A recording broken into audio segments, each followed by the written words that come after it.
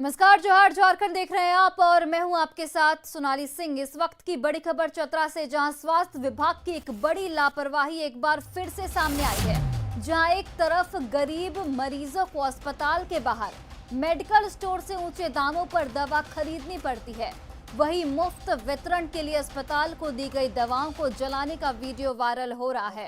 इस वीडियो में ये वीडियो 2 दिन पुराना बताया जा रहा है। मामला सामने आने के बाद सिविल सर्जन ने डॉक्टरों की एक टीम को जांच के निर्देश दिए हैं। वहीं आरोपी फार्मासिस्ट को भी शो कॉज नोटिस जारी कर दिया गया है। जिन दवाओं को जलाया गया उसमें प्रसव के दौरान काम आने वाली महंगी दवाओं के साथ ही आयरन, कैल्शियम इंजेक्शन के साथ ही बच्चों को दी जाने वाली दवाएं भी शामिल हैं।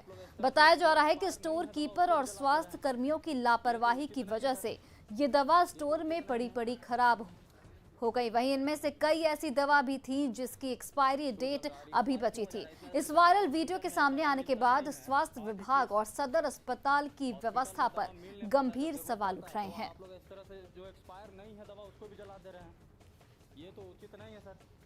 दवाई तो है नहीं। आपका क्या करना है इसमें? दवा नहीं था। दवा नहीं था। दवा के साथ दवा का खोली होता है, कार्टून के साथ जलाया जा रहा था। कौन जला रहा था? लेबर ऊपर लगा हुआ था। लेकिन आप भी मौजूद थे। हम जब धुआं निकला तब उस स्थिति में हम वहाँ पर गए कि क्या हो रहा है, हमको जानकारी में नहीं था वो। और देखिए, इस पूरे मामले को लेकर कई सवाल भी उठ रहे हैं। सवाल उठता है कि आखिर किसके आदेश से ये दवाएं जलाई जा रही थी। ये एक बड़ा सवाल है क्योंकि वीडियो सामने आने के बाद ये अब तक साफ नहीं हो पाया है। फार्मासिस्ट ने अधिकारियों को इसकी जानकारी क्यों नहीं दी कि दवाएं जलाई जा रही हैं। स्टोर में रखी दवाओं को क्यों नहीं होती है जांच कि वो एक्सपायरी हैं या फिर इस्तेमाल की जा सकती हैं। और अब तक मरीजों को क्यों नहीं दी गई दवाएं। अगर जो अस्पताल प्रबंधन कह रहा है कि एक्सपायरी दवाएं थी तो एक्सपायर क्यों होने दिया गया। अस्पताल कैंपस में दवा जलाने से क्यों नहीं रोका गया। और जांच टीम की रिपोर्ट कब तक आएगी और कब तक इस पूरे मामले को लेकर कार्रवाई की जाएगी।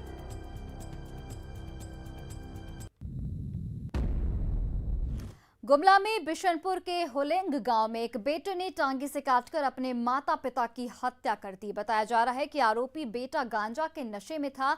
जंगल से काटकर लाए गए लकड़ी को उसके पिता ने बेच दिया था, जिससे वो नाराज था और इसी आवेश में आकर उसने विवाद के बाद अपनी मां और पिता की हत्या कर दी। इस घटना की जानकारी मिलने पर मौके पर पहुंची पुलिस ने आरोपी बेटे को गिरफ्तार कर लिया है। मिली जानकारी के मुताबिक 3 दिन पहले आरोपी विनोद जंगल से लकड़ी काट कर लाया था और उसे बेचकर हड़िया दारू पीने की उसकी योजना थी। नोट कर लीजिए बाद में।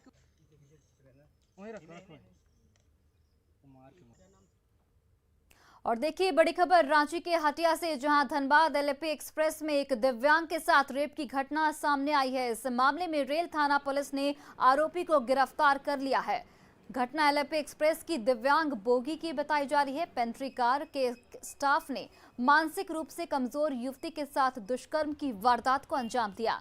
दिव्यांग बोगी में 3 युवती अपने पिता के साथ सफर कर रही थी। इसी दौरान पेंट्री कार का एक स्टाफ चाय लेकर बोगी में चढ़ा था। घटना की जानकारी मिलते ही रेल थाना पुलिस हरकत में आई और उसे हटिया रेलवे स्टेशन पर गिरफ्तार कर लिया गया। गिरफ्तार आरोपी को धनबाद भेज दिया गया है।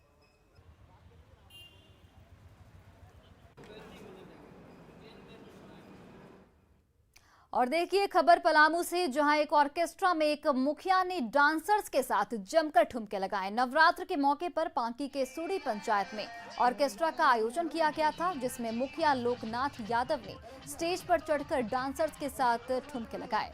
वहीं डांस को लेकर मुखिया का जवाब ये आया कि वे लोगों की इच्छा पर स्टेज पर चढ़े थे और आगे भी वो अपने चाहने वालों के लिए डांस करते रहेंगे। ऐसे में सवाल उठता है कि क्या लोगों की खुशी के लिए वे मर्यादा को भी ताक पर रख देंगे।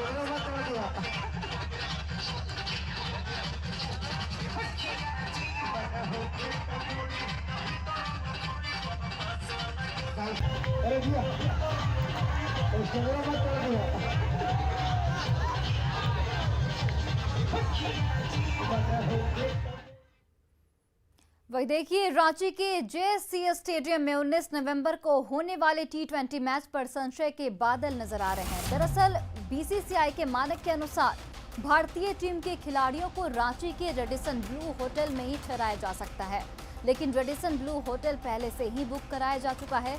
बिहार कैडर के एक आईएएस अधिकारी ने शादी को लेकर रांची के इस होटल के 22 से 25 कमरे को बुक कराया है। आपको बता दें कि लंबे समय के बाद रांची के जेएससीए स्टेडियम को T20 मैच की मेजबानी दी गई है। जेएससीए सूत्रों के मुताबिक अंतर्राष्ट्रीय मैचों का आयोजन रांची समेत झारखंड के लिए प्राइड का विषय है। ऐसे में निजी हित के लिए मैच का कैंसिल होना अच्छी बात नहीं है।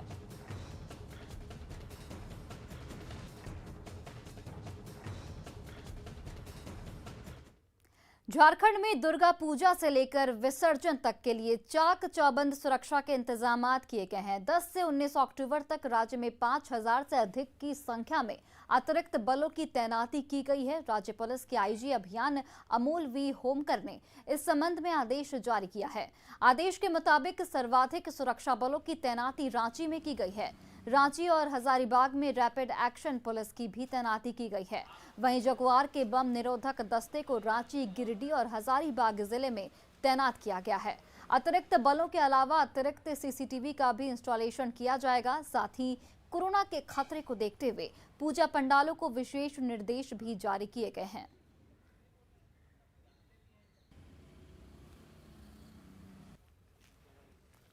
पहला तो कोरोना का जो गाइडलाइन है उसका अक्षर से अनुपालन कराया जाए। दूसरा है विधि व्यवस्था या सांप्रदायिक सद्भाव जो है वो बरकरार रखे। और तीसरा जो अपराध है उस पर नियंत्रण रहे। देखिए, जहाँ तक कोरोना के गाइडलाइन की बात है तो उसमें निर्देश सरकार के द्वारा दिए गए हैं। पंडाल को लेकर के या भीड़ को लेकर के या प्रसाद को लेकर के या मूर्ति को लेकर के अलग अलग तरह से दिशा निर्देश सभी बिंदुओं पर दिए गए। हम लोगों ने सभी थाना प्रभारी को और सभी पंडाल के लोगों के साथ बैठक भी की है और सभी लोगों को समझाया है। और हम लोगों ने उन्हें यह भी बताया है कि यदि इसका उल्लंघन किया जाएगा तो विधि सम्मत कार्रवाई उनके खिलाफ की जा सकती है। जो आगामी जो दुर्गा पूजा, दशहरा और आगे वाले जो आने वाले सभी त्यौहार हैं उसके लिए पुलिस की ओर से व्यापक सुरक्षा के इंतज़ाम किए गए हैं। सर्वप्रथम सभी जिलों के पुलिस अधीक्षकों को और उनके पूरे टीम को इस संबंध में जो आवश्यक दिशा निर्देश है वो भी दिए गए हैं। और देखिए, शारदीय नवरात्र का आज 5वां दिन है और आज मां के 2 स्वरूपों की पूजा अर्चना की जा रही है।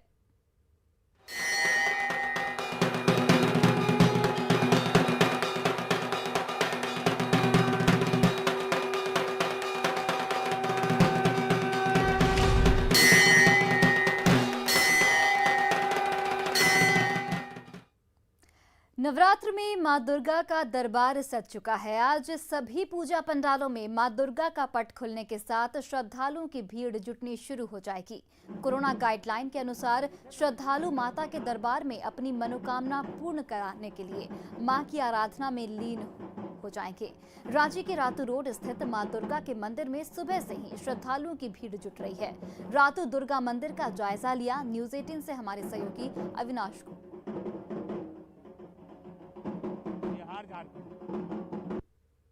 मां दुर्गा का दरबार पूरी तरह से सज चुका है और आज से पूरे राजधानी रांची सहित पूरे राज्य में, देश में जो मां के पट हैं, आज मां का दरबार खुल चुका है। मां के पट शाम के बाद से जितने भी श्रद्धालु हैं वो अब दर्शन कर पाएंगे।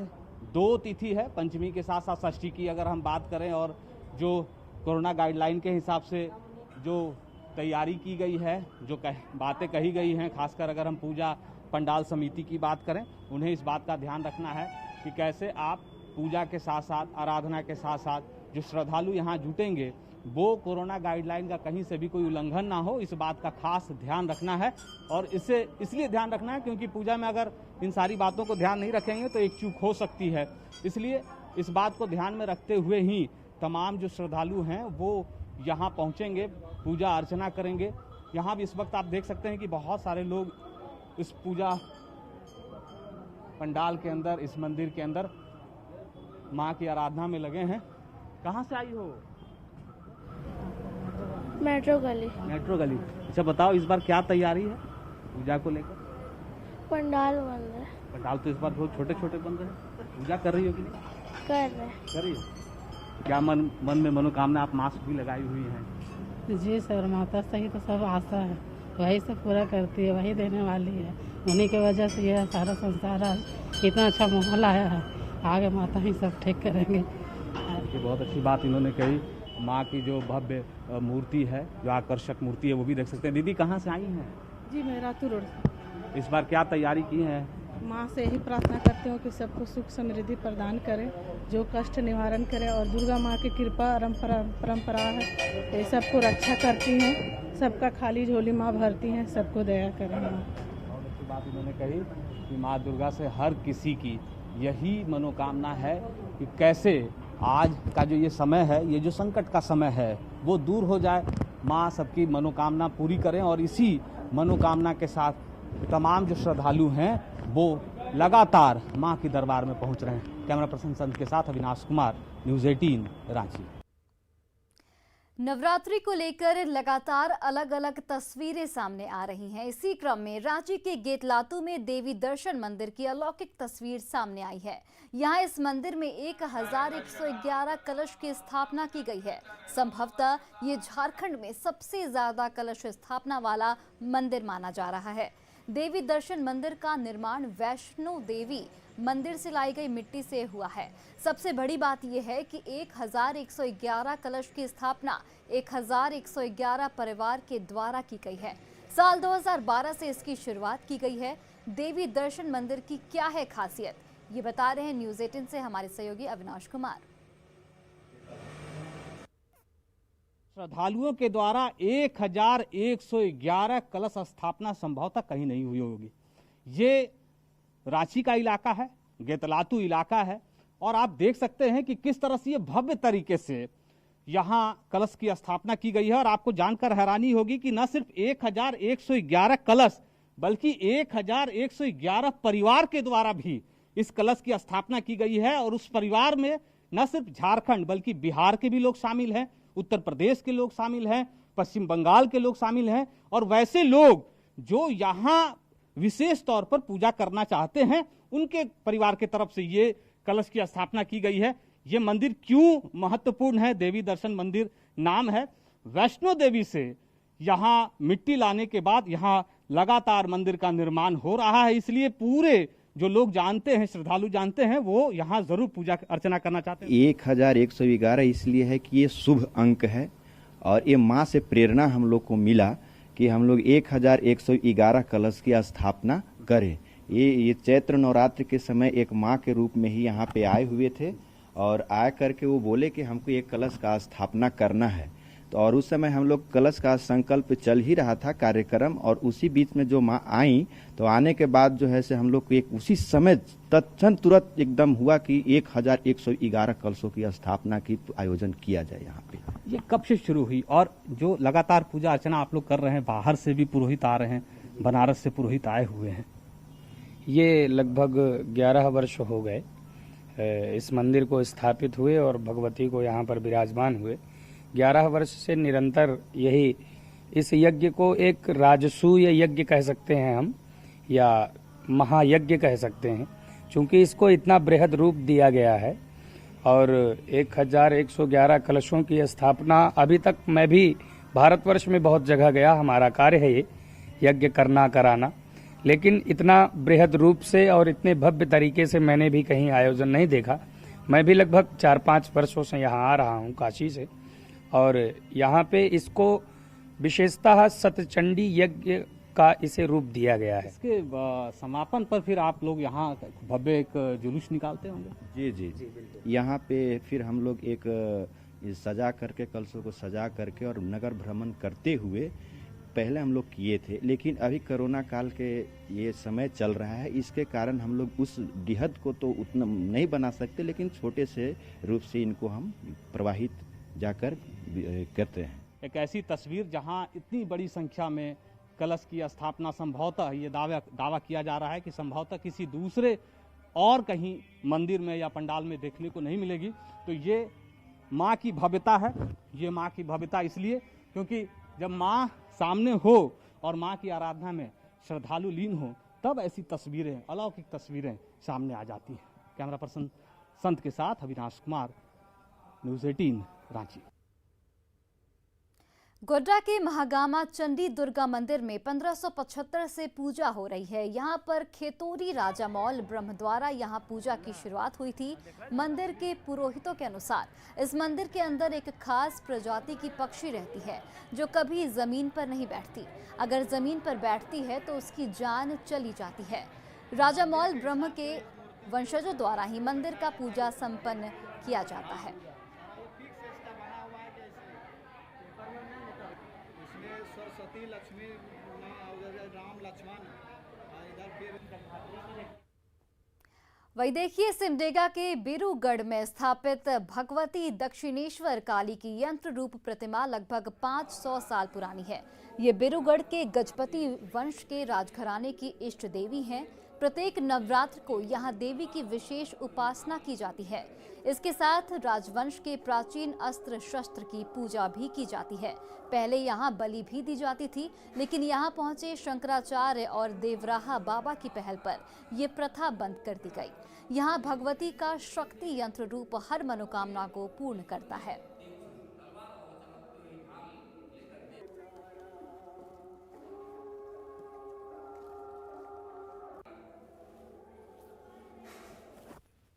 यहाँ पर कम से कम हम लोग को तो मालूम नहीं है, बहुत पहले से 5 साल से पहले से ही यंत्र जी का पूजा हो रहा है। वहाँ पर अस्त्र शस्त्र का भी पूजा होता है माँ भगवती का नवरात्र में, और बड़ी धूमधाम से सब कोई यहाँ पर आते हैं दर्शनार्थी लोग, और विशेषकर अष्टमी रोज बहुत भीड़ होती है।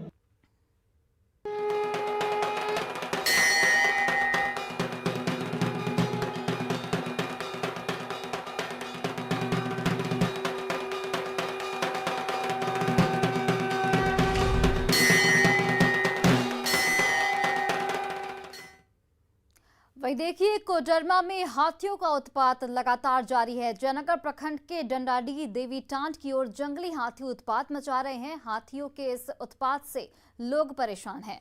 वहीं सूचना दिए जाने के बाद भी वन विभाग के अधिकारी और कर्मचारी हाथियों को जंगल में भगाने के लिए नहीं पहुंचे हैं, जिससे लोगों में भय का माहौल है। ढेर बड़ देखो बड़ी बड़ा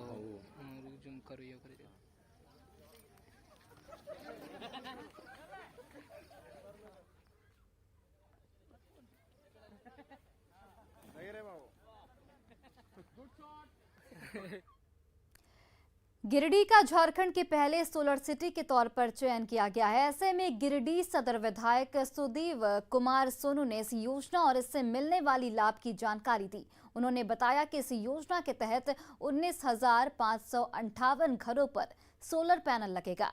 जिन लोगों के पास वैध बिजली कनेक्शन है उन्हें इस योजना का लाभ मिलेगा। ये योजना 6 महीने में पूरी होगी। ऐसे में अक्टूबर 2022 तक पूरे शहर में सोलर पैनल लग जाने की बात कही जा रही है। विधायक ने बताया कि उनका पूरा प्रयास रहेगा कि जल्द से जल्द इस योजना को पूरा कर लिया जाए। प्रत्येक घरों में उत्पादित ऊर्जा से यहाँ के निवासियों को बिजली के बिल में राहत प्रदान करना और साथ में गिरिडीह के लोगों को गौरवान्वित होने का अवसर देना कि पूरे झारखंड राज्य में सिर्फ गिरिडीह ही पहला है जिसे माननीय मुख्यमंत्री ने यह सौगात दी। आजादी के अमृत महोत्सव के साथ ही देश में दूध क्रांति लाने वाला अमूल ब्रांड भी अपनी 75वीं सालगिरह का जश्न मना रहा है। इस मौके पर आइए आपको बताते हैं कि अमूल ने समय समय पर अपनी बात देश विदेश में कैसे पूरी कामयाबी के साथ पहुंचाई। अमूल ने अनूठे अंदाज में अपने प्रोडक्ट्स की जानकारी लोगों तक पहुंचाई। अमूल का हर एक विज्ञापन नई कहानी कहता है। अमूल की कोशिश रहती है कि अपनी बात निराले और दिलचस्प अंदाज में आप तक पहुंचाए। आइए देखते हैं अमूल की एक अमूल्य कहानी।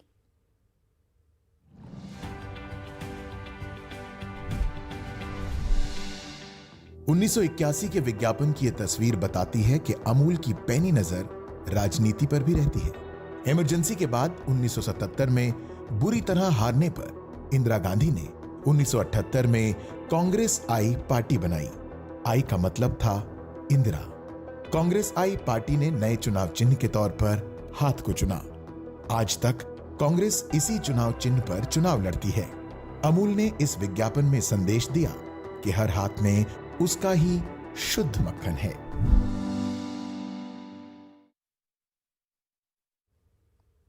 और फिलहाल इस बुलेटिन में इतना ही। आप देखते रहिए न्यूज़ 18 बिहार झारखंड।